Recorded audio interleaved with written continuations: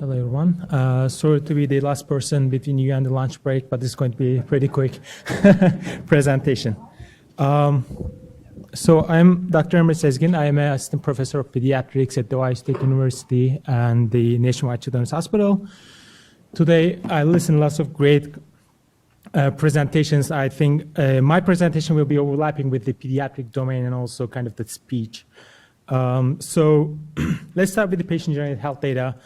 It is a common concept. Actually, it has been gaining a lot of attention recently, especially by the government agencies like ONC. They've been defining this as the tool, as the data that is being used to help address health issues. So this could be coming from commercial devices or medical grade devices, but this is kind of also could be self-reported data, of course, but kind of all together, this is kind of putting together our patient-generated health data being conceptualized. In our research, what we're interested in actually, like when you talk about patient-generated health data, we are mostly talking about the sensor data, or self-reported data has been like coming before that. What we're interested in kind of combination of those. Unstructured patient-generated health data is basically the data that you are keeping like medical diaries and also the notes that you are keeping for the patient or for yourself. It has been also been used like patient health records in the literature. But we structured in this way because the cohort that we're interested in has been using lots of patient, like personal notes. The cohort is the kids with medical complexities and the caregivers. And when we look at their notes, and actually like when we talk about it, like about their notes, they've been keeping lots of notes on pen and paper and mostly recently using their note-taking apps. And we've been kind of interested in how we can make things easier for them, because when you're taking care of your kids at home, there are lots of things going on and you need to keep track of everything. So we've been thinking about the voice is being kind of gaining lots of attention and it's highly accurate nowadays, capturing what you are saying. And thinking about the nature of these notes, and when you think about having a conversation with a friend about your kid's condition, there are lots of information in there that is kind of like a rich information that you usually miss when trying to capture this through structured, like patient-reported, like surveys or other means. So we were interested in that one, and so we were talking with the parents and the patients. And today, like 23% of the households at least has one kid, unfortunately, with the clinical medical needs. So we were thinking about like how we can take this, move away from like the traditional methods that you may easily miss the data, or actually the data that you need to communicate with your care providers that may be essential. So this is kind of like an example of a note that you can see in a paper. So we created, our study was actually based on specifically what you are trying to communicate with your provider or what you need to track. So what we created is kind of at the front end, we developed a research app that you can communicate with the app through voice. It's totally voice interactive. You don't need to look at the screen. You start communicating through Siri. And at the back end, we use AWS Transcribe to capture and transcribe everything. And eventually, we used our custom NLP pipeline to create these outputs in a structured way that can be communicated with your providers, or you can also visually follow up with what's going on with your kid's condition. So the note is different than what we usually see. We did test it with this tool with 24 caregivers or parents for 2 weeks. They use this app for note-taking activities for their kids. So what we have seen that they are usually keeping short notes, and mostly the most important part is, as we know, that medical adherence, symptoms, treatment, and the mood and the condition changes for their kids. And the spectrum is kind of changing towards like very simple and short, like right shoulder pain, nothing specific, not mentioned about the patient himself or herself. It could be complex and detailed. And some parents are very much into that, and they were talking about the whole journey and what has been going on throughout the day, like the medication changes. At the back end, we created this customized pipeline using open source spacey pre-trained models and name entity recognition and dependency parsing approaches. And it has been pretty much promising in a way that we were able to capture the medications, the unit, the data that's been given, and also the symptoms. And the ontologies very much helped us to with creating this pipeline, actually. So the final question is, like, we were able to capture this information, how we are going to communicate it.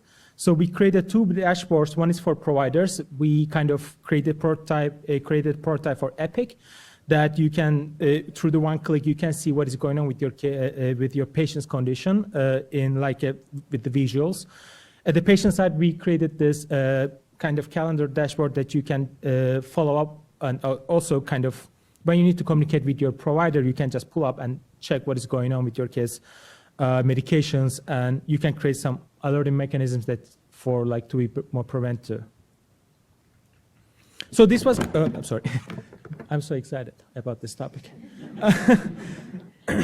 So this was our first initial kind of exploration. There is this technology, how we can leverage it. Let's take a look at this information being collected, right? We were able to capture it, but now the next step is kind of, we are not only collecting and transcribing the notes. There's like the voice and the speech and the audio part of it. So we recently started to take a look at this one. This is kind of the initial kind of picture of it, like how you can see the patient's notes in visually in the speech space. So we were thinking about using this speech as creating multimodal like pipeline. In addition to the notes, we can analyze this speech and the noise. So what I'm trying to say here, like when you listen to these notes, the short or long, you can see there are lots of background noises, like the baby might be crying or you could be driving. So this could be actually, when you think about it, could be essential markers when you're trying to understand not only the patient's condition, but also the caregiver's like mood and their behavior. So this is kind of like an interesting topic we recently started to investigate. So, and we are hoping that that could kind of enable us not only look at from a single point of view, like only the one person or individual, we can think about the family health or the family dynamics, like how this affect the whole life patient's journey throughout their kind of care or kind of throughout their like not only like life journey but or their care journey. So that's all. We have a great team behind, and we have some publications on that domain if you're interested in reading more. And thank you very much. Thank you. We have time for maybe one or two questions. Okay. Let's go ahead. This is awesome. I wonder if you thought about have you followed a little bit developing in AI and the GPT-3 models that have come in the last year or so? Yeah, I don't want to overhype that. There's no need for that. No, that's a great question, and actually we've been thinking about that. I mean, it's kind of like. But more, I'm asking like on the patient side. Mm-hmm. In order to help them, articulate things more quickly or autocomplete what they already have, or propose matching to SNOMED instead of having to do it in the back end later on. Like you could do a lot of things with that. Yeah. That's true. We haven't thought about that like auto matching or other kind of like assistive tools, but we were thinking about like using GPT or similar platform as a conversation starter. Like instead of sending a notification, you can just, hey, how are you doing? And then just follow up with that, with those kind of models. That's a great point. We've been actually working on that part, but in the front end domain, like a chatbot or conversational AI. Thank you. Please.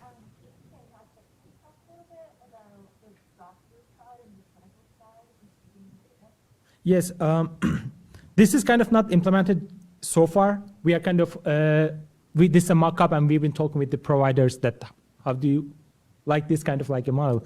So they're like a mixed feedback. Some of them like, wow, that's great. I can like know exactly what happened. And some of them were thinking about like that may create extra burden and risk or kind of accountability issues. Like if you don't respond to that kind of emergent conditions on time, what will happen from my side? So it's kind of like mixed, but I think we may overcome some of these kind of concerns, and this could be a really useful tool for providers as well. Thank you. Thank you very much. Thanks.